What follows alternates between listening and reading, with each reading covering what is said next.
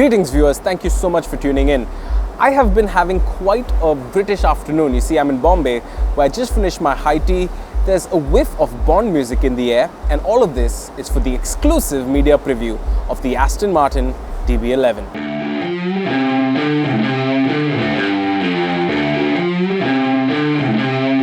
Now I have to say I'm really excited to have been invited for the exclusive media preview of this car, and it is something that I just wanted to share with you. Now DB stands for David Brown. Now he was one of the owners of the Aston Martin brand in the 50s, and it was under his leadership that he conceived the idea for the ultimate Grand Touring car. The DB11 replaces the DB9, but it borrows more styling cues from the DB10, and you might recognize that car from the Bond movie Spectre.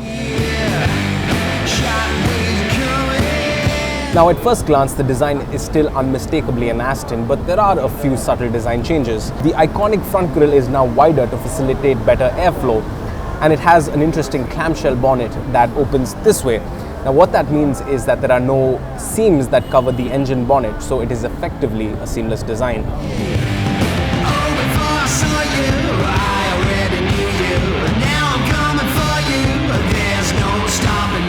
Now the year is 2016 and not even Aston Martin is omitted from those tougher emission norms, and as a result that iconic 6-litre V12 engine has unfortunately been axed. But in its place we now get a 5.2-litre V12 engine that produces 600 bhp and a whopping 700 Nm of torque.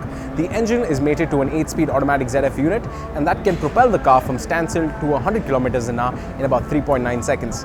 Now this engine is hand built by a chap named Barry, and Barry, if you're watching, this engine sounds absolutely divine. The engine has a feature called Intelligent Bank System. Now what that does is the engine can shut off multiple banks of cylinders to ensure maximum fuel efficiency.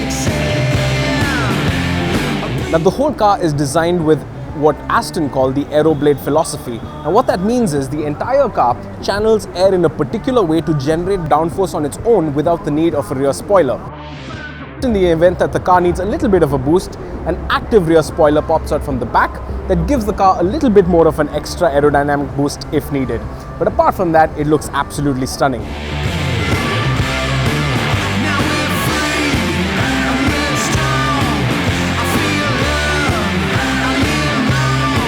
Now, Daimler AG, which is the parent company of Mercedes-Benz, procured 5% stake in Aston Martin in 2013, and this is the first car to come out of that relationship. And that is very visible on the inside because there are a couple of Mercedes parts you can see. The interactive wheel that Mercedes have, the pop-out screen, a couple of knobs and switches, screams Mercedes-Benz. Being inside is just such a beautiful place to be. The stitching on the seats itself is so unique, to the perforations on the roof. You've completely enveloped inside. It's not like any other Grand Tourers where there's more of a linear design to the cabin. So here you're cocooned in your own space, and sitting in behind the steering wheel really has a sense of drama to it. One thing that I find very interesting is if you want access to this cubby hole right here, instead of opening it manually, you have this very interesting switch that opens this way. The overall design of the cabin is completely refreshed. It is a lot more cleaner than the DB9. There is a lot less going on, there are a lot less buttons, and the car sort of takes care of most of the things for you.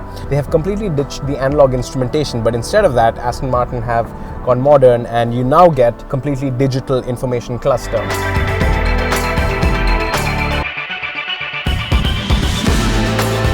Since the year 2000, in the last 15 years, Aston Martin have only produced around 31,000 examples of their cars. That is as many cars Maruti Suzuki sells every 10 days. Now you can be a part of this exclusive club to purchase this piece of automotive art for the price of 4.27 crores ex-showroom New Delhi. But I think it's completely worth it. Well, thank you so much for watching this quick little media preview of the Aston Martin DB11. What did you think about the car? Do let us know in the comment section below. And as always, thank you so much for watching PowerDrift. Don't forget to like this video, share it, and subscribe.